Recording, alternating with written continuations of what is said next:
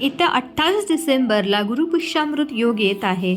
या योगावर जर आपण काही उपाय केले तर ते विशेष फलदायी ठरतात आणि आपली आर्थिक स्थिती सुधारण्यास देखील मदत होते. गुरुवारच्या दिवशी पुष्य नक्षत्र आल्यास त्याला गुरुपुष्यामृत योग असे म्हटले जाते. अतिशय शुभ आणि लाभदायक असा हा योग असतो. या योगावर तुम्ही नवीन वस्तूंची खरेदी करू शकतात, नवीन व्यवसायाची सुरुवात देखील करू शकता. माता लक्ष्मीची आपल्यावर विशेष कृपा राहून आपल्या घरातील सगळ्या आर्थिक अडचणी दूर होण्यासाठी या दिवशी आपल्याला सकाळी लवकर उठून सुशीरभूत झाल्यानंतर लक्ष्मीच्या फोटोची किंवा मूर्तीची पंचोपचार पूजा करायची. मातेला एक लाल पुष्प अर्पण करून खिरीचा नैवेद्य अर्पण करायचं आहे आणि त्यानंतर एक वेळा श्री सूक्ताचं पठण करायचं आहे, एक वेळा महालक्ष्मी अष्टकचं स्तोत्र म्हणायचं आहे आणि एक वेळा कनकधारा स्तोत्राचं पठण करायचं. सोने, पितळाचा हत्ती, दक्षिणावर्ती शंख या दिवशी खरेदी केल्यास लक्ष्मीची विशेष कृपा आपल्यावर राहते.